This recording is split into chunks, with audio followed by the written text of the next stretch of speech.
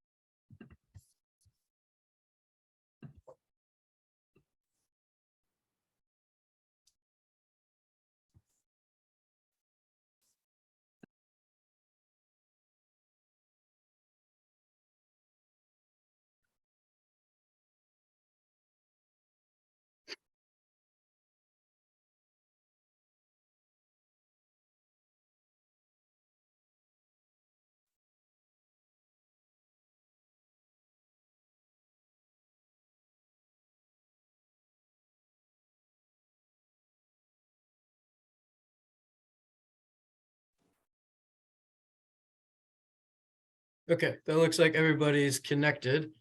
So we'll go ahead and get started. But first thing I want to do is there's a few announcements that I want to make. First, welcome everybody to BIO320. I'm Travis. I'm your instructor for this course.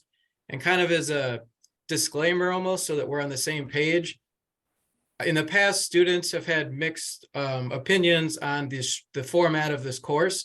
And that's okay. I mean, you are paying to take this course, so your opinions are important and feel free to voice them. The only thing I do want to say is I did not build this course, so I'm just the instructor for the course. So if you don't like cogbooks, that's okay. I mean, it's a type of format that ASU Online has chosen to kind of make the online course a little easier, they would say, and to make it so that students can work on their own pace. And this is then, an asynchronous style course. But that leaves out a lot of interaction with the instructor. Like, I'm not here giving lectures like most of you probably have experienced in other courses. I am available, through these office hours to help answer any questions. I'm available through email. I can set up individual Zoom meetings with anybody if you need further instruction or want to talk about something in particular. And just the rest of the design of the course, how it's structured with the 5 exams, that is also something that I inherited with instructing this course. I do have some flexibility on the point system and manipulating some of the questions on the exams, but that setup again is just something that kind of is how the course is set up for ASU, and they want to keep it consistent so that when they cycle through, I'm not the only instructor that teaches this course, so they don't want me to have the ability to kind of completely revamp the course. So I have limitations on how it's set up. So I just kind of want to put that out there. And then a few other things, since obviously, we have our first exam tomorrow, just as a heads up on how they're formatted it. They're 100 points, and it's kind of broken into 2 parts. The first half of the exam is going to be true, false, and multiple choice questions. And you should see the answers to those immediately after the window of the exam closes. So you'll see your score will come out, and it'll look really low initially because it only graded up to 50 points. So the max you can get on the second day usually is 50 points. The second half of the exam is short answer questions, and that ranges from 4 to 7 on the exam, and their point values range from about 5 to 12 points per question. In total, the short answer will also add up to 50 points. And the TAs for this course will be grading the short answer questions, and they have 3 days to get those graded. So within 3 days of finishing the exam, you should see your final grade. And if you don't, feel free to email your TA. And based on your last name, you should have found which TA is assigned to your particular exam. Feel free to email me and let me know it's not graded, or you can email your particular TA and ask them when you can expect it to be graded to, because life does happen. Sometimes TAs maybe get backed up a little bit, but they should communicate and get it done usually within 3 days of you finishing your exam. And during the exam, you should be aware, reading through the course, that it's going to be taken through Honor Lock. So I'm not sure, some of you have probably used this, some of you might not. So I'm just going to explain briefly a little bit about what it is. It's just a third-party proctoring exam. Since it's online, you're not in the classroom. Obviously, there's no one to monitor it. So this is a way to monitor exam taking. And what it does is it gets access to your computer in two ways. It can physically monitor you or visibly monitor you, I would say, through your webcam, just to ensure that, you know, there's no open books or notes when they're not allowed in your workspace, as well as it monitors the actual screens that you're working on to make sure that there's, you know, no search windows or cogbooks open during the exam, to ensure that they're closed book exams. You will need a valid ID, and that can come in different forms. You could use a driver's license, your student ID, a passport, just to kind of verify who you are before you take the exam. And you should have read the instructions that, you know, you show that to the webcam briefly, and then it'll allow you to proceed with the exam. And in the announcement that I sent out, the flaggings is what they call it, is if they spot something they consider to be cheating per se, like you have notes on your desk. They will not generally stop you or interrupt you during the exam, because they don't want to, if it's false, they don't want to, you know, panic anybody or disrupt anybody taking the exam. What they do is they make a note with a timestamp, they send it to me through an email, and I have the opportunity to review it. And I can, if I deem it as like, no, I allowed notes, but I forgot to put that in the description, I can just hit dismiss and you'll never know that you were flagged. Or if it's something that you weren't allowed to do that I saw, I will contact you and let you know you were flagged, and we'll move forward with a discussion that way. So generally, if you don't hear from me within 24 or 48 hours of the exam, you know, you're in the clear, nothing happened. So we can, you know, move forward and not worry about it that way. And then you should have seen the announcement too, but just a reminder, you have the 24-hour period tomorrow to take the exam. You can pick whatever 3-hour period you want to do so, but just keep in mind, everything is in Arizona time. So if you're not in Arizona, make sure you adjust for that time zone difference. And also, if you start the exam with 1 hour before the closing time, you only have 1 hour to do it then. It does not allow you to bleed that over beyond the close time. And I would recommend not waiting until like right before like that. Just in the past, there's been some, you know, internet issues or IT issues, and those are going to be very difficult to deal with, you know, later in the evening versus if you take it sometime during the day. But I also understand you have lives outside this class. So if that needs to happen, we'll deal with it. You know, if there's IT issues, just let me know as soon as possible. You can submit a report and get like a ticket number from IT. And then if need be, you know, we can talk about extensions or something like that. If it was actually a software issue or an internet issue like that, we can resolve those types of issues. And then the way that I like to run these office hours is I like to have them be a little bit more student driven. So I leave it open floor to the group. I also encourage, you know, students, as I mentioned, to send me emails with questions. So there are a few topics that I would like to talk about, maybe to start with, and then open it up to the floor, and we can talk about anything from the course itself to cogbooks topics, the exam, or anything like that.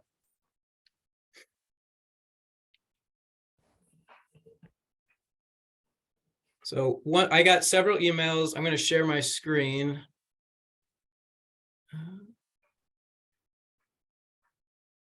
Okay, can everybody see the cogbooks page that I've opened?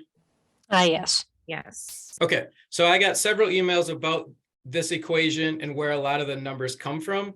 So I assume that maybe there's some other students that are still potentially struggling with this too. So I think maybe this would be a good thing for us to talk about as a group.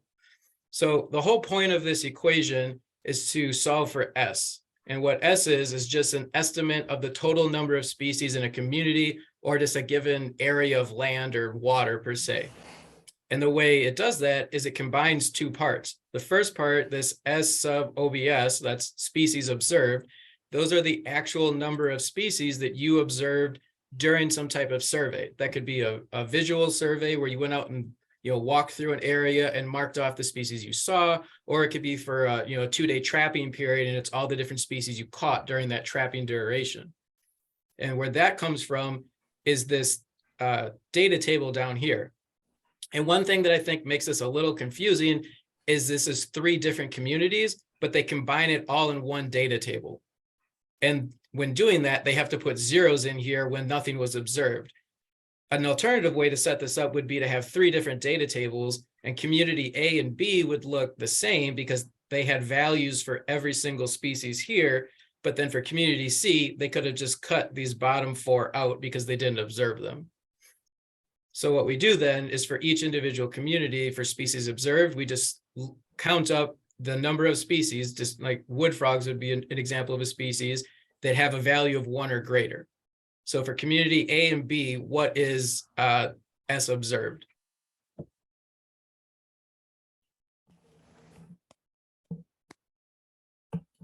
And feel free, anybody can talk, just leave this as an open for discussion. You said for B, right? Sure, yeah, we'll do one at a time. That's probably better. Yeah, for B, what is S observed? How many species were 12. observed? Yeah, 12, right? Because every single species has a value of 1 or greater, and there's a total of 12 right here. Community A is the same exact thing, right? That's also 12 because we have 12 species listed and all of them have value of 1 or greater. What is the S observed for community C? 8. Exactly, right? That's 8 because there's 8 species up to here that have 1 or greater. And then these species were not observed during community C's survey. So they're not included in that part of the equation. So that's why in the equation here for A, we would have the S observed is 12. And then the next part of the equation is these F1 and F2 values. And the reason that this is in the equation is it's saying that we're now concerned, we're going to give some weight to the rare species in these communities. Because when we go out and do a survey, we're not likely going to catch every single species that's in that community. We're going to underestimate it if we just did species observed. But a way to get that estimate of total species, S, we can look at the rare species. So they're a little more cryptic, or they're smart enough to not get caught in a trap, or maybe they're nocturnal and they're very difficult to see during a survey. And F1, all that means is for that given community, for community A, how many species had exactly 1 individual observed, right? And we can see that that counts for isopods because that had 1, diving beetles had a value of 1, and dragonflies had a value of 1. So that F1 is going to be 3. That's where that 3 comes from right here. And we just plug F1 in twice because that's just how the equation's set up. And then F2, that's similar, but it's the number of species in a community that had exactly 2 individuals observed. So not the rarest, but still kind of rare. And for community A, we see that twice, right? With these ram's horn snails and with the amphipods. So that F2 value, that's where this 2 comes from right here. This 2 right here is just built into the equation. So that's just automatically 2 as well. But we just plug it in for the F2 and we plug everything in to do the math. We estimate that community A, while we observe 12 species, we estimate that there's probably 13 that actually lives there. So we missed 1 during our survey.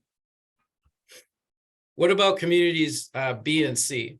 What would F1 for community B be? 5 by the looks of it. Yeah, right, because you have these 5 species down here that all have a value of 1. So F1 would be 5. What about F2 for community B? 0. Yep, it's 0 because there are no species that have a value of 2. So that just simply would be 0. And then what about community C? What would that F1 value be? 0. Yeah, for the same reason, right? It's 0 because there's no single species had a value of 1 for there was 1 individual observed. What about F2 for community C? 2. Yep, right there. The amphipods and the isopods said 2, so F2 would be 2. So are there any questions from anyone else about where the numbers come from or how to do the calculation for estimating the number of species for a community? Not I. Nope, thank you. Okay, that's cool. I think we can, actually, sorry, there's a couple numbers in the chat I missed. Yeah, so talking 8 and 0.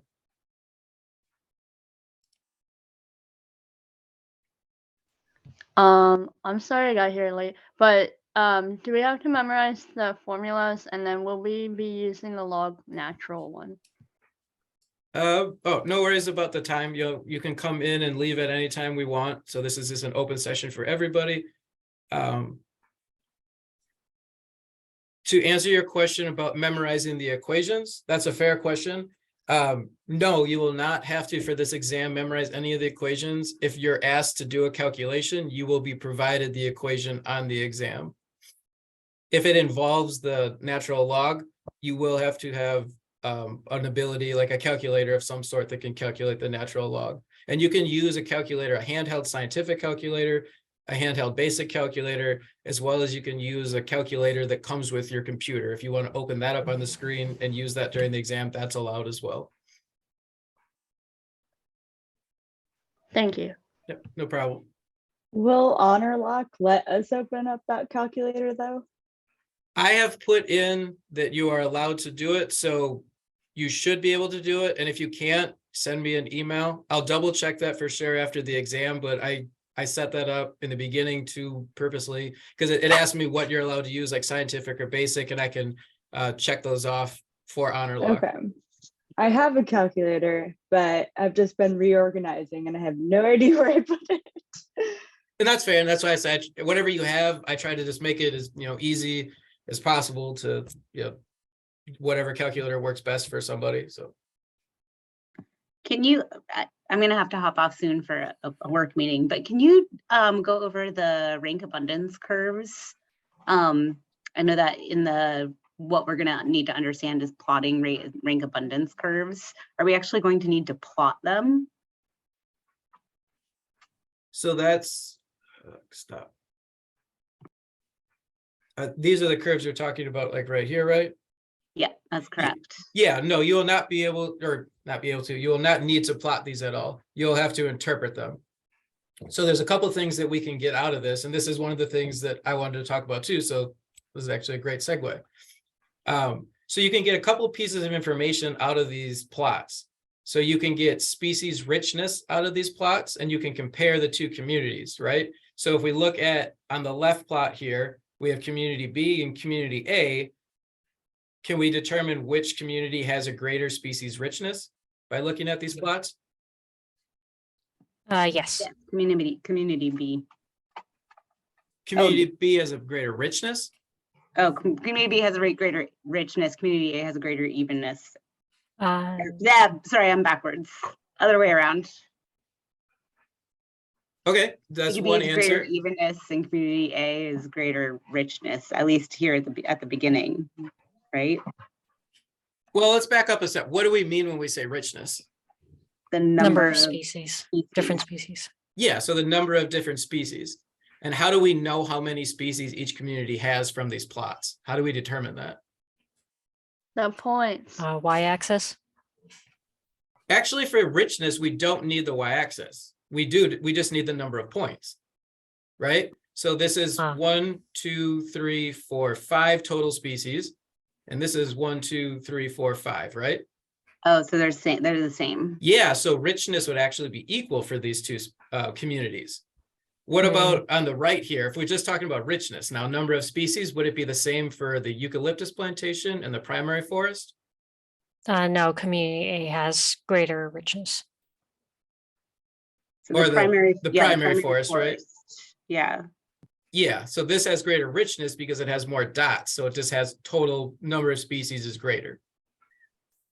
That's the first step, one of the types of data you can pull out of these is richness. Another one is, you mentioned, is evenness. How do we determine evenness in comparing these two communities on the left now? The slope of the line. Yes. Right? Yep. Yeah, so it would be the slope of the line. So what are the numbers on the x-axis kind of represent? Most abundant to least, I think it was. Yeah, it's ranked abundance. So we don't know what the species are, but we'll just call it species 1 has the most abundance for community A, and for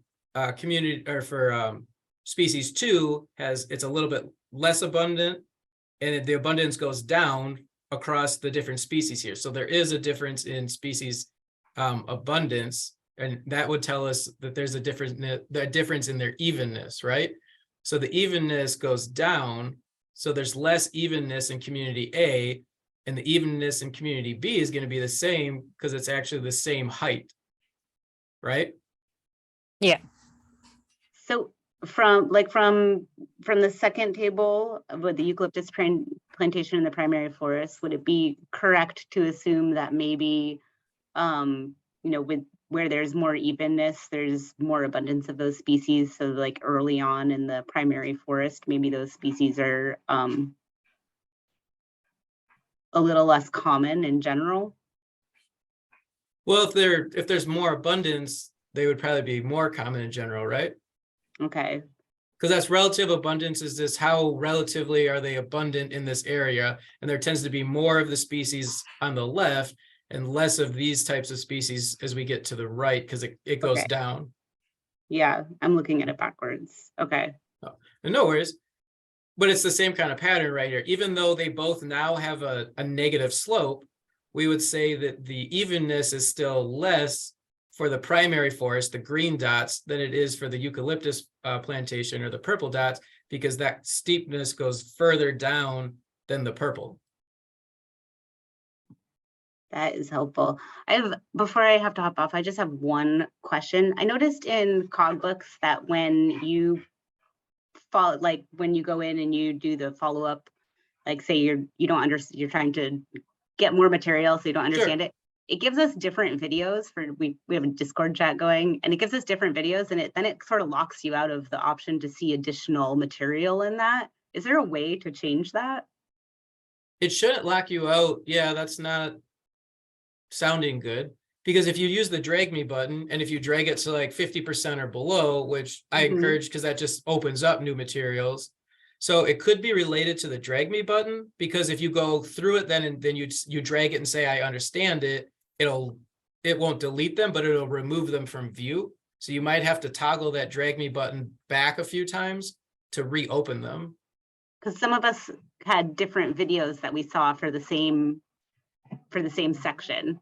I wonder if that's related to the percent that you select on drag me. Like if you put it to 50% versus 10%, you might get different videos.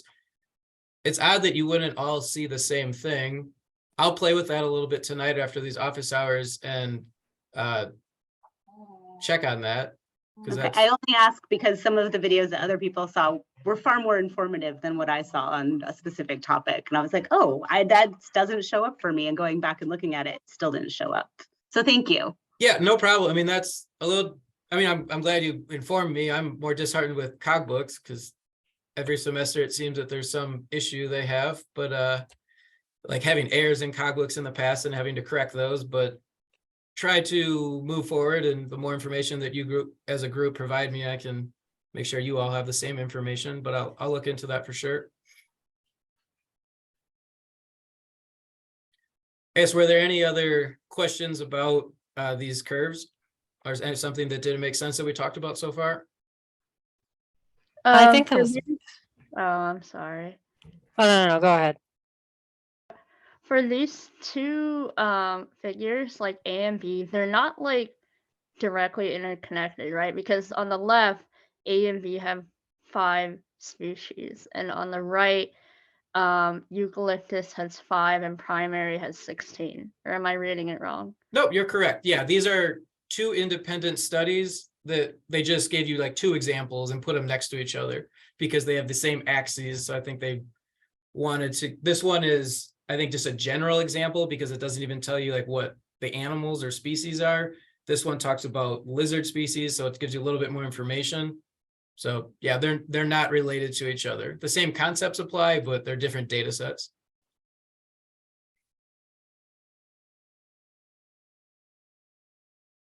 Are there anybody else with questions about this?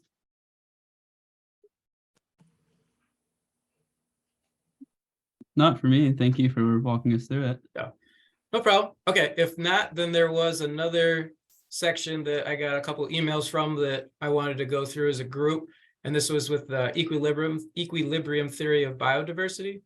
So we'll just kind of go through this page because I like the way that it sets it up. It takes it step by step. So the first thing is what we want to do is talk about what are on our axes, right? So we have 2 y-axes. So this can be kind of confusing because it depends on we got to keep in mind which line we're looking at and which y-axis it's associated with. So on the left side is the orange, that's the rate of colonization. And that just means animals and plants moving, from the mainland to a new piece of land. And generally, the easy way to think of this is an island. So coming off the mainland and physically moving to the island. And then on the right y-axis, we have rate of extinction, and that's just the number of animals that are dying on that new island. And on the x-axis, that's linked to both y-axes, is the number of species on that island. So let's start with the orange line, rate of colonization. So one question would be, why is the rate of colonization the highest when the number of species on the island is the lowest? Wait, I'm sorry, what was it? What was the question? Why is the rate of colonization the highest when the number of species on the island is the lowest? So the number of, Because they- Oh, sorry, guys. no, it's fine, go ahead. No, I don't want to interrupt people. Okay, well, I think it's because if there are no species, there's no competition, and there should be like resources and area to colonize. Yeah, I think that's definitely on the track that I was looking at. If we're at 0 and there's no species on the island, and say there's 50 species over here on the left on the mainland, this is when the colonization is going to be the highest, because all the species that can go to the island are probably going to be going at the same time. So that's why the rate would be the highest. And like, as was said, there's, abundant resources, there's abundant space, there's no territories claimed, there's all that for them on the island. But then as the number of species on the island increases, we see the rate of colonization goes down. And why do we see this negative trend as the number of species on the island increases? Essentially, why is there less colonization over time when there's more species on the island? More Less competition. resources. Yeah, those are both correct, right?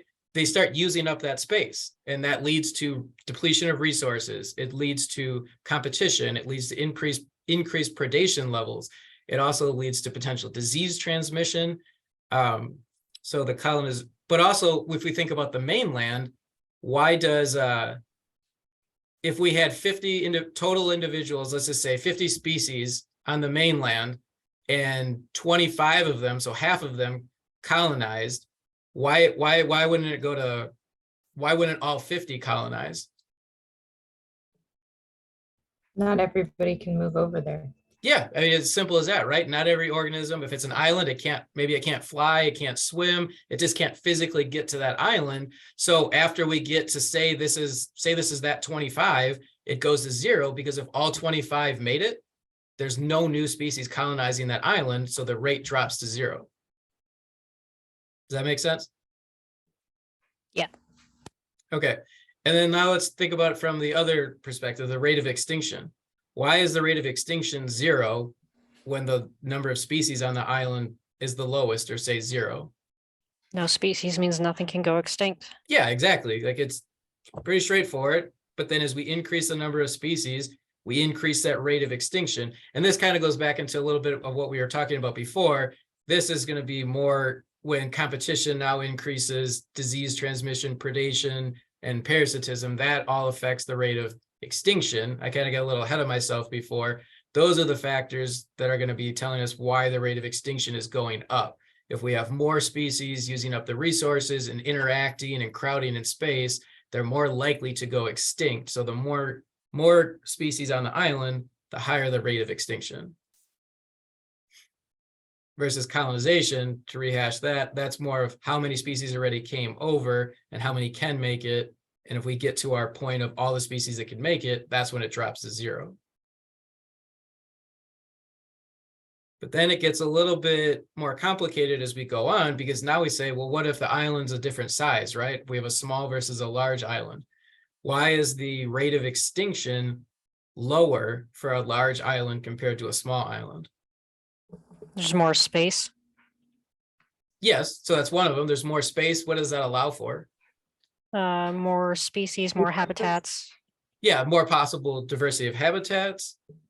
What is that? And what if you have more types of habitat, what does that give to species? Resources. Yeah, exactly. More resources are available. So if you have more resources, you have lower levels of competition. You have, if you have more space, it's possible you have lower levels of predation. It can allow for more individuals, so the rate of predation is lower. So it's really just larger islands provide more habitat and more resources, which reduces competition and interaction, allowing for more individuals to colonize that island. So that's why we see a large island will allow for, on the x-axis, a bigger total number of species compared to a small island. It's further along that x-axis. And then here we talk about near and far, right? And we see that near and far allow for different number of total species on the island. Why is it a lower number for a far island compared to a higher number for a near island? Is it because the closer island is easier to get to? That's the general idea, yeah.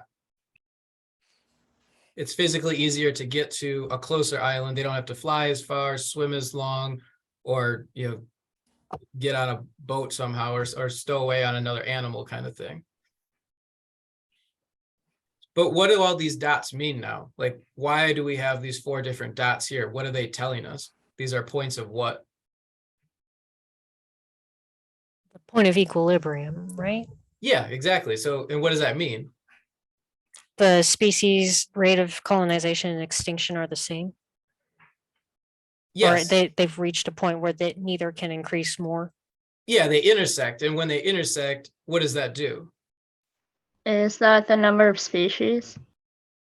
It is, if we go down to the x-axis, that does tell us the number of species where equilibrium is reached. But I was asking, why is equilibrium reached when the lines intersect?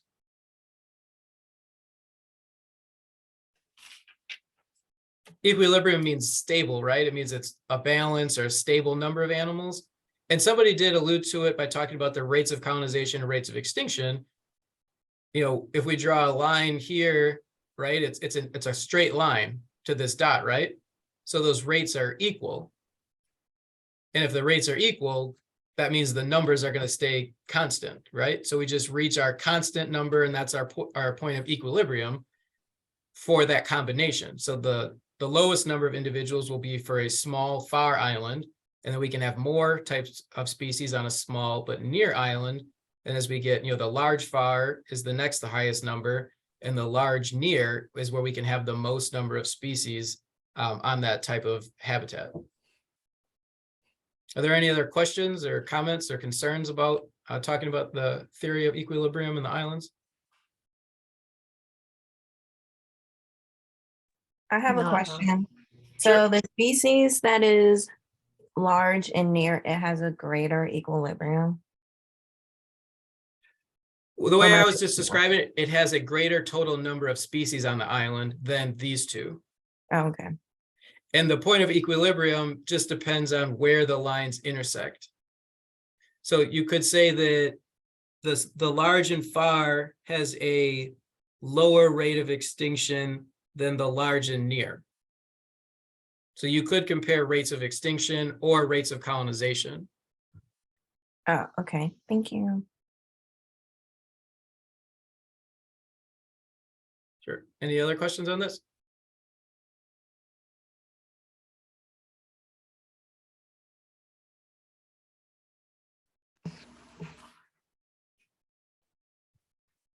I mean, one question could be, which of these 4 combinations has the greatest rate of colonization? What would the answer to that be? Large near? Small far.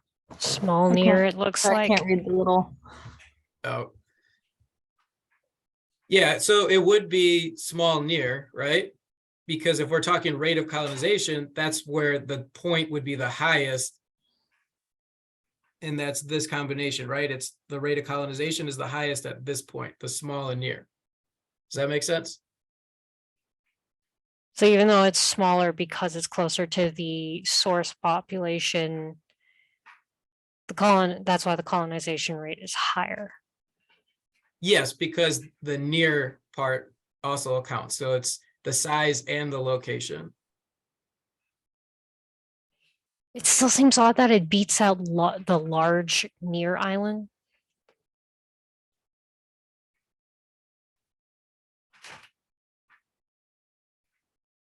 It doesn't mean that, I guess, yeah, one way to, it does, I agree with that. If you look at that face value stated that way, it could also mean that this is just, because this has more species, the colonization rate is going to be lower. It's just actively how many species are coming over to that island. And the large Oh. near is probably going to have less, when it reaches equilibrium, it's going to have a lower rate of colonization because it's already been colonized prior to that to reach equilibrium point. Does that make sense? Because it has more animals there, so it's been colonized previously at a higher rate. Okay, I think so. And then this one, if we look at this dot, it has a higher colonization rate because it has less individuals. And that's where its point of equilibrium is. And having less individuals has a probability or a possibility of more individuals coming over. So that's why it could have a higher rate of colonization. Okay. If what helped me to understand, because I literally just got that wrong when he asked that. I was like, oh, that's right. Animals will like fill a smaller island up faster than like a big island, because so that's why the rate of colonization is higher for a little island, even though they're both nearby. I don't know. It helped me, but No, and that's true and a good point. Appreciate the input.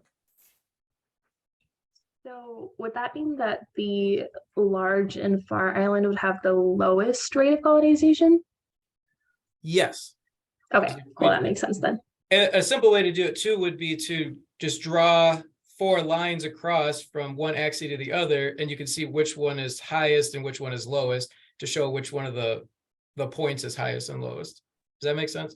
Yeah, that makes sense. Thank you.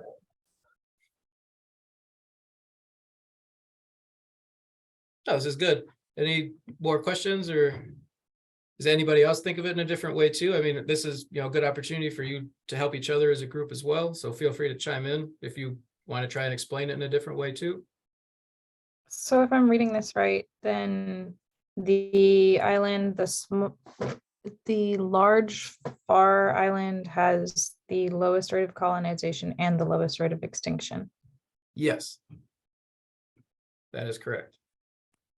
Because it's harder to get to, and since there aren't a lot of species colonized, so there's a lower extinction rate. Yes.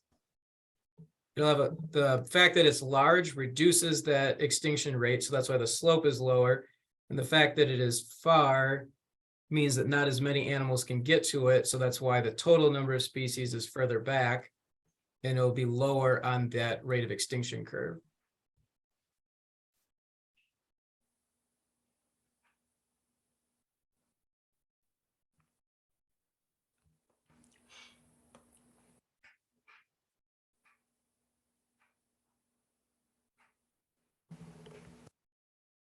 Any other questions or comments? Not from me. Okay, if not, I have a question. Sure, go ahead. Are the questions on the exam going to be exclusively based on what you have under learning objectives, or we should know everything in those 4 modules? It's not going to be exclusively on the learning objectives. A lot of the questions are based on those, but some of them might they're not exhaustive, the learning objectives. Those are just kind of a lot of the highlights. So you will be responsible for knowing all the material in the 4 modules. Okay. But going over the learning objectives will give you a pretty good, take of what's on, the type of questions or the topics the exam will cover. But again, So- it's not exhaustive. Is it all multiple choice and true and false, or there's going to be an essay? It's a mix. It's half and half. The first half of the exam, so the first 50 points are true, false, and multiple choice. The second half of the exam, the second 50 points is going to be a series of short answer questions. You'll see 4 to 7 questions on the different exams, and they'll all be worth various points ranging, I think, from 5 to 12 points per question. Okay. And you can get partial credit on the short answer, I should say, too. You don't necessarily, it's not an all or nothing. You could get, 10 out of 12 points, and your TA should explain where you lost those 2 points. And I will, to elaborate on that, if you do lose points on your short answer, I do encourage you to communicate with your TA. I mean, at the very least, ask them, why, if you don't understand where you lost them from, and they can give you a more detailed explanation to help you better understand the materials. But you're also allowed to, and honestly encouraged, if you think you're right or you deserve more points, give them a biological reasoning in a respectful way, obviously, but explain, when I said this, this is what I was intending, and this was my understanding from this part of Cogbooks. Therefore, I'm not entirely sure why I lost my points because you explain it a little more. And I've talked to them about this. They have the ability to read your response. If they say, oh, my bad, we're human, I missed that part. Here's your, 2 or 3 points back. Or they can say, well, I see that reasoning. I'll give you 1 point back or 2 out of the 4 points back. They have the authority to give you some points back, but they can also explain why you lost points and not give you points back. But, worst case that can happen is you don't get points back, but you understand the material better. And sometimes you maybe will get some points back. So just keep that in mind for post grading. All right, thank you. And you said short response. How short of a short response are you expecting? Like a paragraph, like 4 to 6 sentences, or? I mean, most of the time you could probably answer them in, 4 to 6 sentences, depending. And sometimes the questions are broken up into A, B, and C. So then it might be, 4 to 6 per A, B, and C. But it's not, you don't have to write, large, like half a page would be a long answer. But I would agree that 4 to 6 sentences should give you all the points. It depends on what the question is. Okay, cool. Does that make sense? Or Yeah. I just thought that's kind of what I was guessing it would go. no, yeah, that's fair. Kind of be like, yeah. Yeah, and it is looking for a short answer, not a full-blown essay. If you do write longer, it's okay, but it's not guaranteed that just because you write longer, you'll get more points. For sure. Yeah, makes sense. I have a question. So are we allowed to go back and change our answer need be? Because I know I was in a course in the fall semester, and once we answered that, we weren't allowed to go back and like change our answer. Like, you know what I mean? Yeah, I do know what you mean. That's a fair question. I haven't been asked that in the previous session that I taught. I set it up. I'm going to go into the exam right now and look at the settings. I have it that you can go through the answers. Where is this? I believe that you can change your answers because you can go you can go back to questions that you've already seen.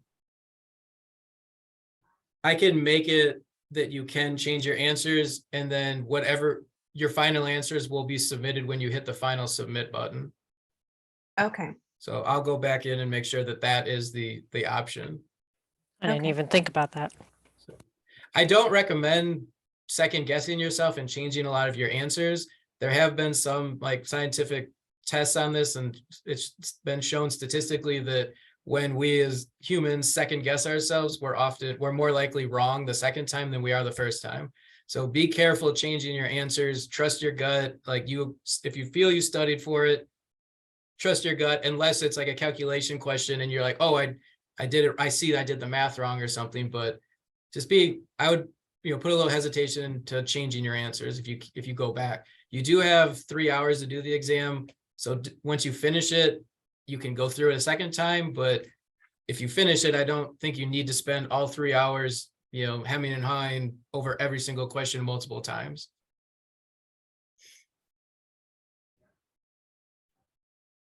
I have one question, and it's about the energy diversity hypothesis. So it says like higher amounts of energy are able to support more species, and it also says like higher energy input might accelerate the rate of evolutionary change and increase the rate of speciation. I thought it would decrease the rate of speciation because they have the resources. Which module is this from? Oh, I put in my notes. Topic 3. Okay, so this is topic 3.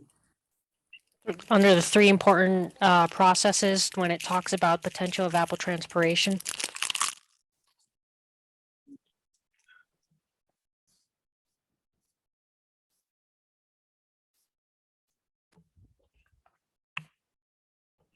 Because I think they were bringing that whole thing into the role of temperature and water temperature in the oceans, and the Yeah, whole thing it's with like solar energy and potential evapotranspiration, the PET thing.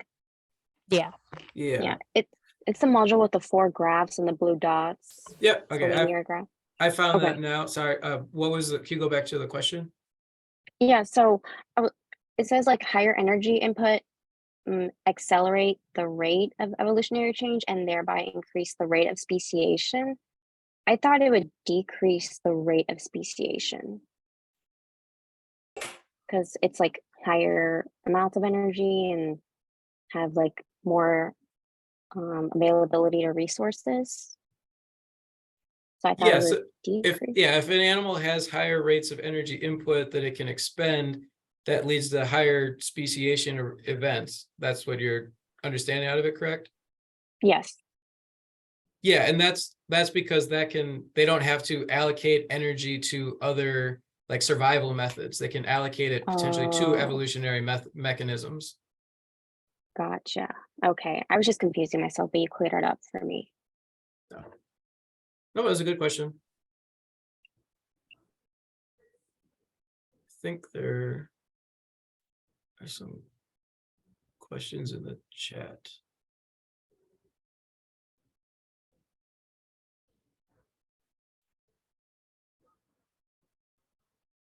Okay, so somebody said, how many questions are there?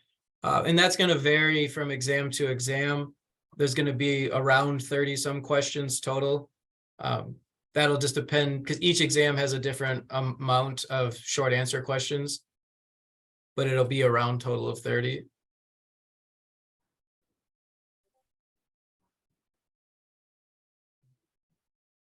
And then the next questions will be marked off for spelling mistakes. As long as we can make out what word you intended to use, you'll be fine. You don't have to spell things absolutely correctly, but it has to be close or phonetically close. I'm dyslexic, so I had to ask. Oh, no worries. That's a fair question. I mean, some classes in the past, I think have taken off for that, but in this ecology course, I don't see the need to, as long as I don't spell the greatest either. So Thank you. and at this point, that is all I had that I wanted to bring up. So I'll leave it open, to anybody else that has questions or topics they want to go over. Feel free to, keep jumping in like we have. And this is more, like I said, an open discussion for the group. One last question. Where is the recording going to be available? The recording will be available as soon as it downloads from my computer. So I would say within an hour of this session ending, I'll upload it, begin the upload process as soon as we complete this. All right, thank you.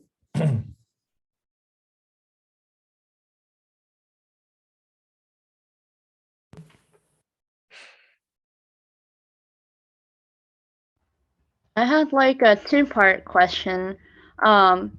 And this is kind of related to like the test, right? Sure. And one of the study guide things says, explain how fragmentation of habitat can enhance or inhibit biodiversity. So I put generally it inhibits it because it's a smaller area, you're splitting apart organisms, blah, blah, blah.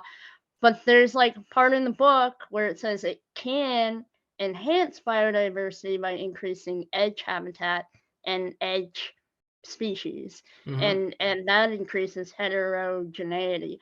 So that kind of relates to like, maybe that's a short answer question. So like, would there be a right or wrong to that? Because I feel like there's a right answer, and I don't, but if you justify it, right? And I think the way you set it up would, be right along the lines of what that question is looking for, because it says explain how fragmentation can enhance or inhibit biodiversity, right? So there's a right answer for both directions. And I think you showed when it enhances it in general for edge habitats, but how it inhibits it by breaking it up and explaining that. So yeah, I think the way you set it up was pretty spot on.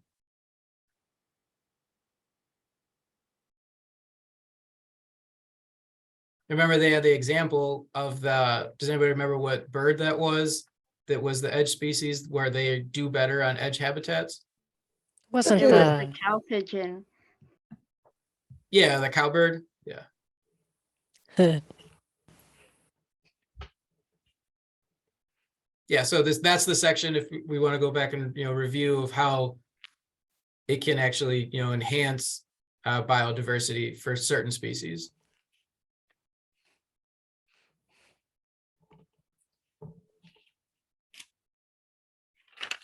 was that the same section that they had that whole thing with the example on designing a nature reserve? Yeah, that was right after, or right before, and then it went on like the nature reserve and then the walks through Florida. Okay. Yeah, and then they had the activity of the different shapes and sizes of nature reserves, showing how things that were closer together tend to be, better for biodiversity versus spread out. A solid circle is better than an elongated oval because it reduces some of that edge habitat and has more deep inland forest, so it allows more heterogeneity of habitat. So that would be a good activity to review.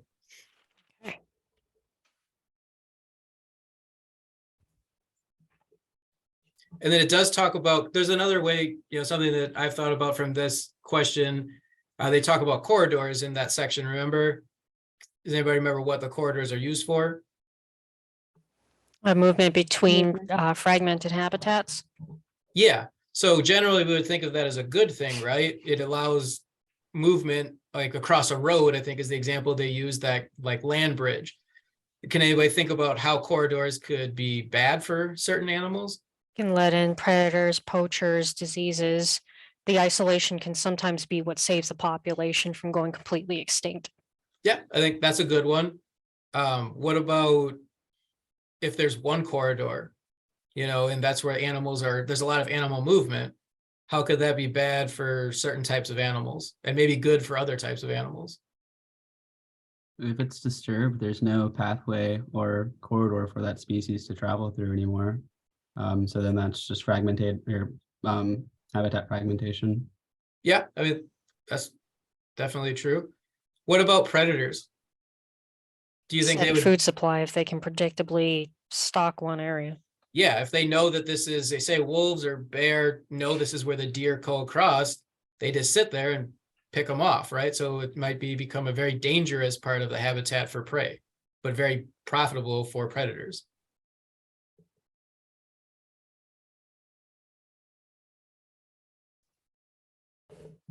There's a few more coming in through the chat. I want to make sure I address these.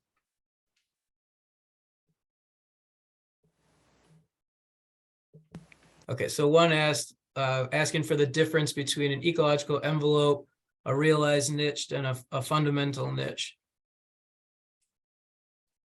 So it's asking what the difference between those three terms are. Does anybody want to try and respond to that? Oh, I did have a question about that fundamental one, because in one of the videos, or the initial definition that they gave us was the range of biotic and abiotic conditions under which a species can persist. Basically, it's pre-predation, competition, whatever, what have you. But in another one, they changed it to genotype instead of species. Do we have to be worried about that, or is one more correct than the other? They generally lump it in to species because they're not concerned on the individual level. They want to conserve an entire species, and how you tell for one species from another is through genotyping. So technically there's, they're both correct, but differentiating that for this course is not important. I tend to just talk with the word species and not genotype because I'm more of an organismal biologist than a geneticist by far. So that's just the language that I use. I think they did that just to try and mix it up, even though both are correct. So to get back on that though, that was a good part of that question. So the definition then we got for a fundamental niche is the abiotic and biotic factors required for that species to survive. That's our fundamental niche. So what then is a realized niche? That's the one where they actually exist, taking into account predation, competition, parasitism, and things like that. they both take that into account. That's part of what the abiotic and biotic factors are. Biotic factors are competitors and predators, and abiotic would be like temperature and humidity and water resources. So they both take everything into account. But the second part of what, or the first part of what you said, I think, is where you actually find them. So a realized niche is just where they actually are on a map, and what those physical or climatic and abiotic and biotic conditions are within that observed area. So fundamental is where they could be, like a big circle, and then say like just a portion of the circle is where the realized niche is. So where you actually find them. Because in some of the extended material, it was saying that fundamental, or one of the differences is that fundamental is it's counting without interference from another species, i.e. predation and things like that. Yeah, yes, you're right. That's fundamental is theoretically where they could live, and then that gets into why are they not in their fundamental niche? Because it includes things like competitors that exclude them, or competitors that exclude them. And then, so then that would mean, and the envelope, the ecological envelope is the prediction of where they could spread to. It doesn't necessarily mean where you could use it for where they could spread to. If we get to the third term, the ecological envelope, then that's just a calculation that predicts their range. So if the fundamental niche and the ecological envelope, they could be identical, or they could differ based on what parameters you put into that calculation. So that essentially is just a mathematical estimation of their fundamental niche. And they use it to predict spread, because then you can change parameters in your mathematical model. You could say this is the current temperature, but under climate change scenarios, it predicts it's going to be, say, 2 degrees warmer. So then I change that temperature in my equation and say, if temperature rises, where would I predict them to be? If the temperature drops, where would I predict the distribution of that species to shift to?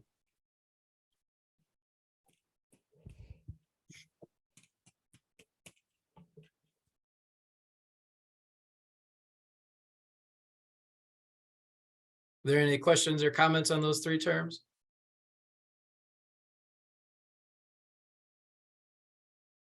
I guess one question that I could bring up is, why do we not find, we kind of cover this a little bit, but to make sure we understand, why don't we find species throughout their fundamental niche? Because of interference. So Predation. it could be predation, it could be competition, so there could be physical interference. I also think sometimes they just haven't had enough time to spread to all the places that they might be able to. Yep, that's very true.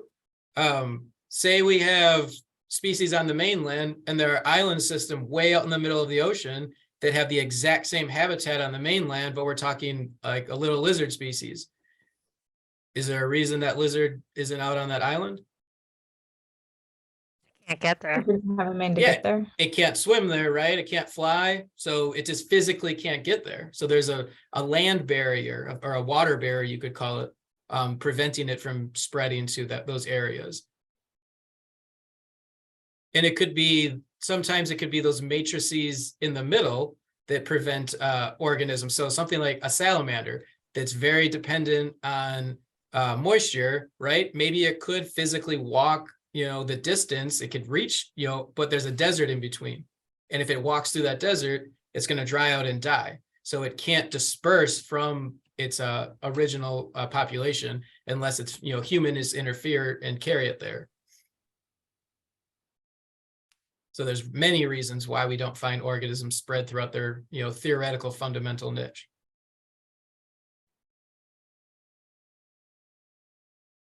All right, so there's.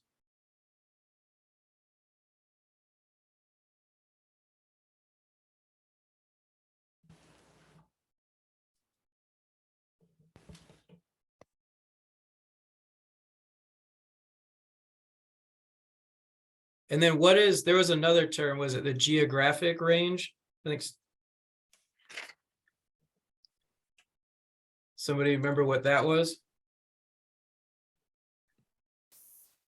Measured total area occupied by a population, something like that.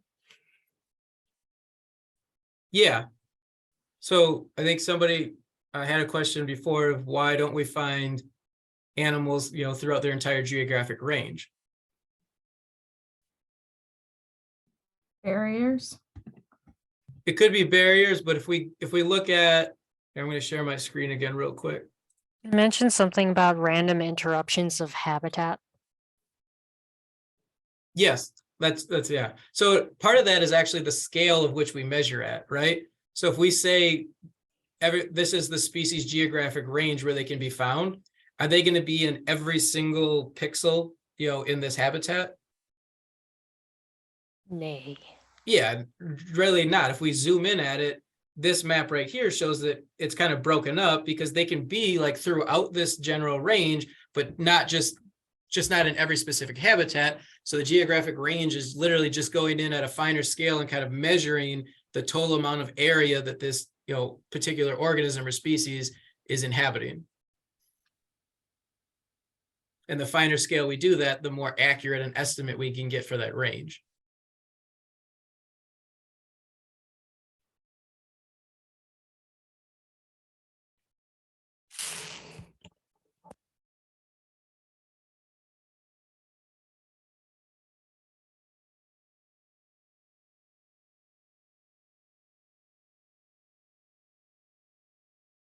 Any other questions or topics anyone wants to go over? Yeah, I have number one on like the study guide or the objectives. Sure. Contrast 3 ways that biologists define biodiversity.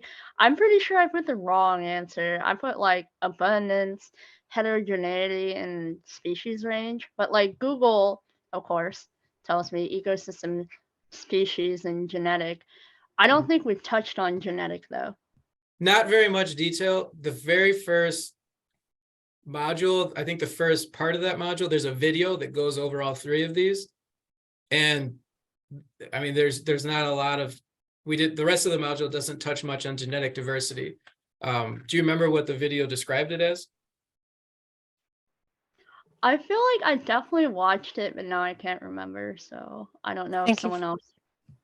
I think it was the number of species or the variety of species, the variety of the habitat or the habitats available, and the variety of genetic diversity as well. Yeah, that is correct. But yeah, it's ecosystem diversity, species diversity, and genetic diversity. Those are the 3 ways that what it's looking for the ways that biologists define biodiversity. But I think what we were talking about is the last one, genetic diversity, wasn't covered much in COG books. Does anybody know kind of what the loose definition or how to describe that is? I think that one, at least in the video, they mentioned how dogs are all part of one species, but there's like different breeds of dog. So you can have diversity within a species just in how the different alleles are going to present. Was that the one with the potato famine example? Maybe. I don't remember the potato Like the part. reason why the potato famine occurred was because they relied on only one type of potato that had a specific genetic sequence. That's why when that virus came through, it just killed everything. And genetic diversity is what accounts for that, because if there's diversity in the genes present in a species pool, it can't possibly kill the entire species off, and that's how it develops, or the species evolves to resist something. Yeah, so along those lines, yeah, we use some of the words that I was looking for: allelic variation, so just alleles, or heterozygosticity, so across the loci. So this gets back to, if you remember, a little bit of Mendelian genetics from intro bio. So we have the dog example and the potato example are great, examples for this. The dogs are one species, but they, we look at them, you can tell, that's a golden retriever, that's a Chihuahua. They look very physically different, right? But they're both a dog species. So they have high levels of allelic variation in dogs. So their, their likelihood of going extinct is very low because of that allelic variation. They're not all susceptible to the same diseases or the same, genetic problems. Some of them are, but some of them, some of them have different genetic problems. Some breeds have, poor, like, bulldogs have problems with breathing because they've been bred to have very short snouts, so their breathing system doesn't function the greatest. Other dogs that are larger have joint issues because they're very large and put a lot of weight on their joints. So there's different problems because of the allelic variation. And the potato is the opposite, exactly as was explained. They used one single species of potato, so one disease came in that species was susceptible to, and it wiped out the entire population because there was no allelic variation.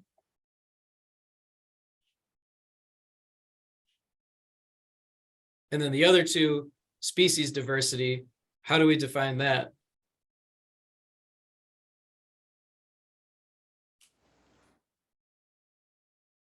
I guess maybe there's trees, but there's different types of trees like elms, palms, pines, blah, blah, blah. How would we quantify that? There's a thingy for that. We just count them, right? It's just the number of species in a given area. That's the simple definition of species diversity. If there's 10 species in this forest, forest A, and there's 12 species in forest B, you know, there's difference in species diversity. You would calculate, I think what maybe you were alluding to is if we want to estimate species diversity, then we would use some of the equations from cog books, but we can just count the number of species to determine species diversity. If we're able to count all the species. So along those lines, then, is that that's like beta diversity, right? If we look at alpha, beta, and gamma, the difference between the two habitats, would that be like species diversity? Yeah, that talks about species diversity. What is alpha diversity versus gamma diversity? If we want to get into those definitions, I think that was question 5. Where it asks you to contrast alpha, beta, and gamma. I had So- alpha as being a small space with homogeneous like habitat, and gamma as a large space with a heterogeneous habitat. Yeah, so to simplify a little bit, both alpha and gamma is the number of species, right? But then what differentiates them, as was described, is the type of habitats they're in. For alpha, it's the small homogeneous habitat. Example would be like a pond, right? And gamma diversity is usually used for the number of species in a large, more diverse habitat, something maybe on the size of a city, where it includes different types of habitats, like a forest or river, and a field or something. And then what is beta diversity?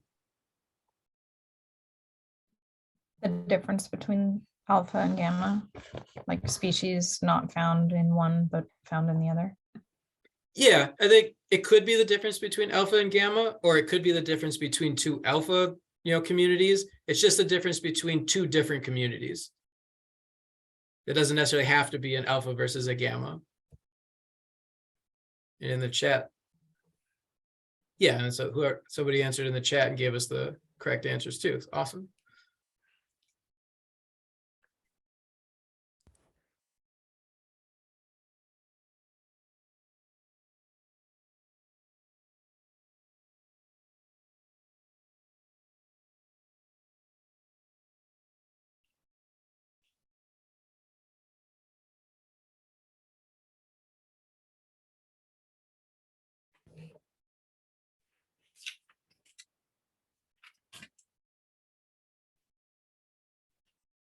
I'm just looking through some of the learning topics, and I feel we covered pretty much all of them, except maybe the last one. The experiment one? Yeah. Know if that's something that the group's interested in talking about a little bit. So that one, it's just pick one and like test to see if it's affected by temperature, humidity, something like that. You And like you- could. Maybe let's back up a step. So for those that don't have it open, the question we're talking about says, design and interpret an experiment that defines the geographic limits of a species.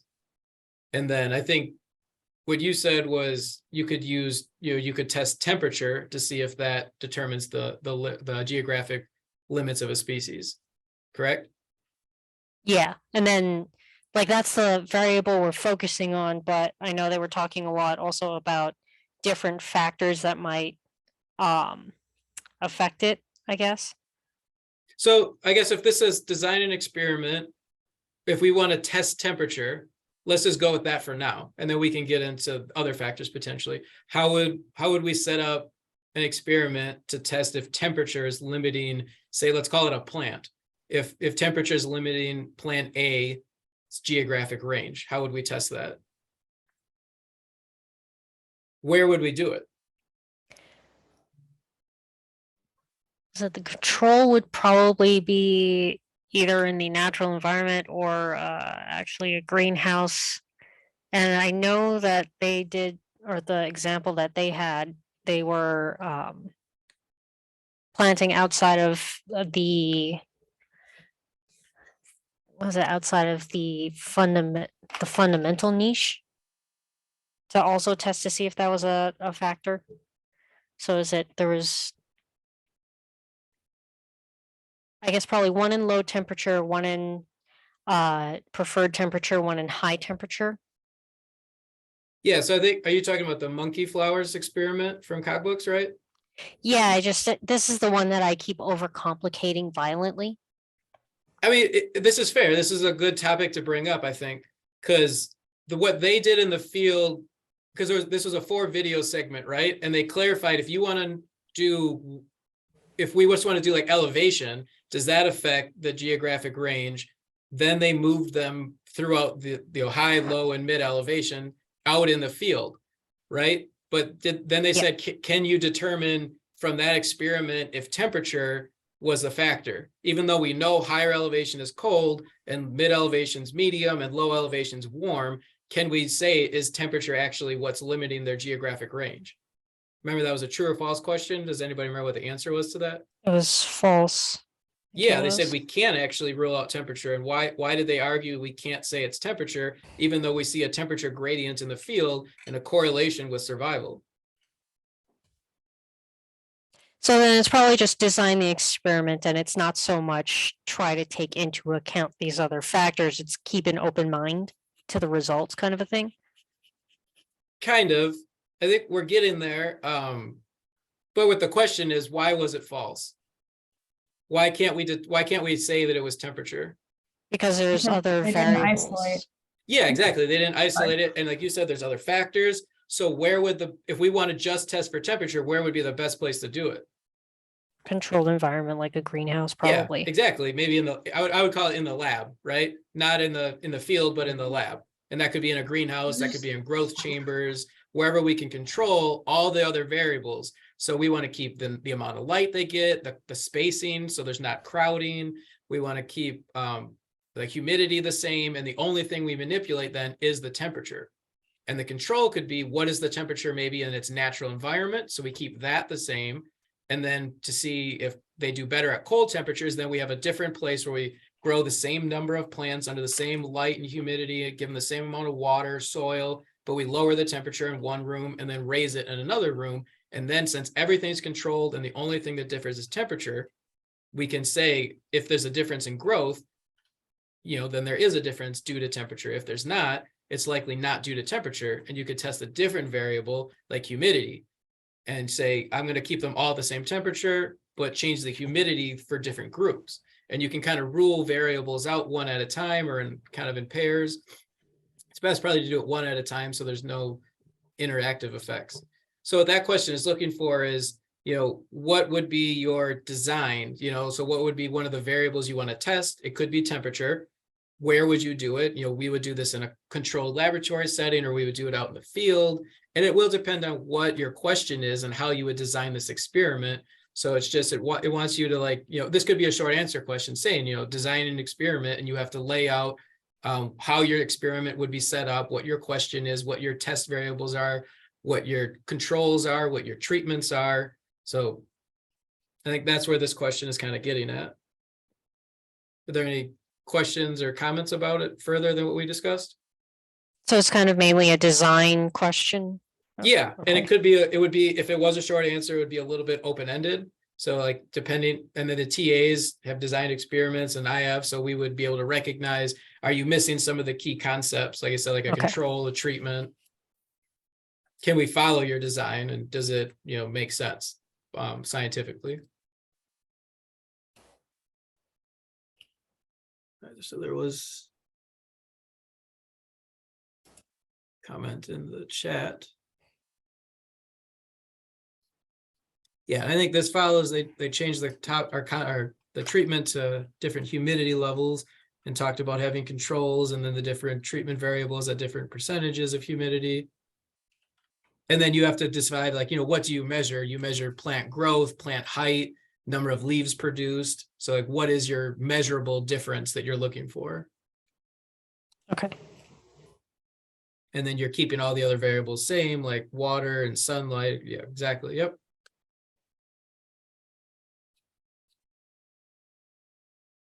Yeah, so the one in the chat is a good example. It has a lot of what we talked about.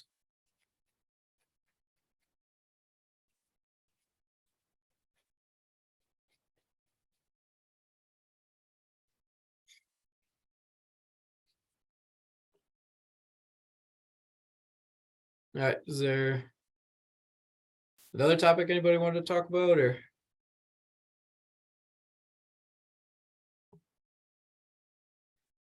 I mean, I think I'm okay. I don't know if anyone else has.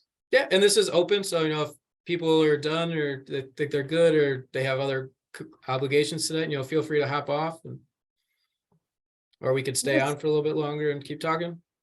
I had a couple like random test or exam related questions. Like, is there one or two pieces of scratch paper that were allowed?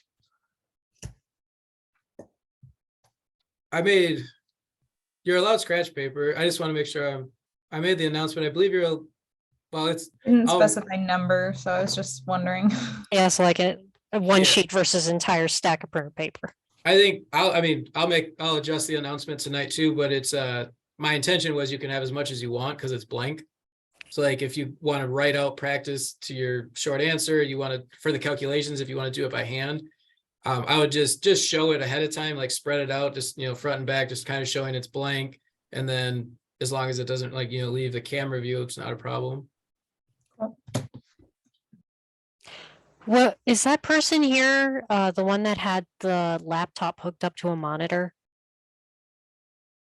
I know they had some concerns about that. I can't disclose that, but if the group wants to talk about that, in general, that question is regarding like a setup of a system, because the easiest setup is having your camera in your laptop, and then it can video you as like I'm doing right now, looking at it. But it also, what HonorLock does is it monitors your screens. So if you have permission to have a second monitor, you are allowed, that is allowed, and we should have talked about that already, and it will monitor your different screens. I just wanted to make sure that they like got their answer. I hadn't heard from them since they posted about that in the Discord. And I do not, okay, that's fair. I don't read the Discord, so I don't know if they posted or not either. If the person wants to answer here, they can. If they are, if not, that's okay. Yeah, I'm sorry. I know it's none of my business. I thought if they were here, if they wanted to ask. Since we have you now. Sure. And I do receive any sort of accommodation emails and have been in contact with multiple students about situations like that. So, and if anybody feels I haven't answered their questions, you can send me an email now or before the exam. We can continue the conversation that way too. If you don't want to talk about it in the group, that's totally fine. Either way. Hey, can y'all hear me? Yes. Okay, so I was just gonna ask, is there any way that I could take my test a little early, because I work tomorrow from 8 a.m. to 5. And I feel like after, a full day of work, my mind might not be where it's at right now. So could I maybe take it in a few hours? Would that be possible or no? Can you send me an email about that, about times? And I'll Sure say thing. this to the group. I understand, that the syllabus says, there's no makeup exams, but I do understand that, like I said, you have lives outside of this course and work is important. That's how you pay for this course. So if, this goes for everybody, if there are work conflicts, I can be flexible by, it's easier for me to allow you to take the exam earlier, versus taking it later. So yes, the exam can be taken early in the case of work. Okay, well, great. Thank you very much. And relating back to the monitor question, I do have like a second monitor on my desk. I was planning on having it unplugged and just not using it, but obviously I'd have to show it during the scan. Would it be better just to have it plugged in and not use it so you can see my screen still and make sure that I'm not, you know, up to anything? Or is it okay to just leave it off and show it in the scan? I think either way should be fine because they'll Okay. monitor both screens, or they'll monitor if you show it that it's off. They should be, as long as the camera. Because it'd be watching me the whole time, so I'd be able to see my eyes were just on my screen. Yeah. Okay. And that's I just kind of the wanted to- idea of honor lock. So Yeah. try to make it I as just wasn't sure simple which as way you. to. Sure. I would just recommend try to make it as simple as possible for the proctors on honor lock, because that's their job, is to look for things to flag, right? So if you show them a monitor and then it's out of view from the camera and it's not plugged in and your eyes go to it, they probably will flag that. Yeah, my worry was that if I did, because it's easier for me to see on that monitor, it's a lot bigger. My worry was that if my eyes were up like away from my camera for so long, maybe that would get me flagged. Like if I was taking the test on the monitor and not my laptop, because my laptop has the camera. Sure. So some of the flaggings come as student appears to be reading off screen, right? So it looks like you're reading notes, then that's an example of flags I've gotten in the past. So if you're worried about it, I would recommend, can you move your laptop away from the monitor if you don't want to use it? Yeah. Or if you want to use it, have it plugged in and use it so they can see both screens. Okay, that makes sense. Okay, cool.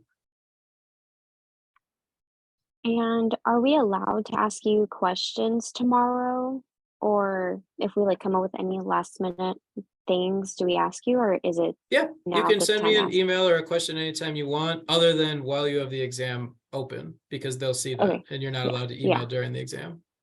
Got it. I can't guarantee that, I'll answer it immediately because, I work during the day. I work full time for the USDA. So I have, research experiments going on and meetings during the day. And I, do check my email throughout the day and try and get back to you same day during the week, especially. But if you wait till the last minute, if you're emailing me at 11 p.m., I'll probably be in bed, I'll be honest. So I'm probably not going to answer you till the next day. So just try to give me time. If there are technical issues, obviously email me right away. And if I waited like 4 hours and that bled into the 3 hours past the deadline or the close time, I can make amendments to kind of rectify that. Especially if it's not an issue that was something you could control, such as the software wasn't working. I've had issues with honor lock not uploading and had to push the exam back a day in the past. That was not ideal, and we had discussions with them about that, but things like that do happen and we just deal with it. So somebody asked, do the exams typically take 3 hours for students? I mean, that varies from person to person. I put them for 3 hours and I think that that's more than enough time. Some students have submitted them in 30 to 45 minutes, which I think is kind of quick too on the other end, but it varies.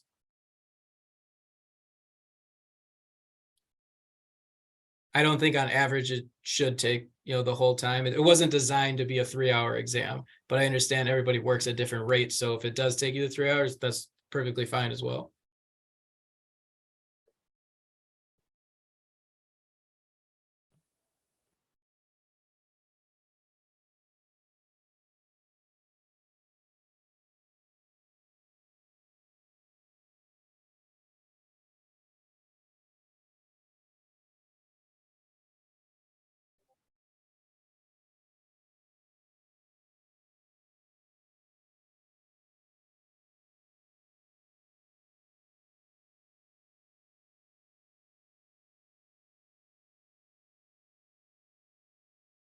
Is there anything else anybody wanted to go over? Or are we good as a group for tonight, we think? Yeah, I'm doing all right. I'm good. Thank you. Yeah, thanks, Travis. Okay, yeah, no problem. And yeah, if you think of anything tonight, email me or in the morning, I can get back to you too if questions come up. But if there's no other questions, I think we'll call it as a session and I will Thanks get for your to time. downloading this. Yep, no problem. Thanks for everybody coming and participating. I Thank you very appreciate much. that, and I'm sure all the Yeah. students that couldn't make it will appreciate it too. Yeah. Thank you.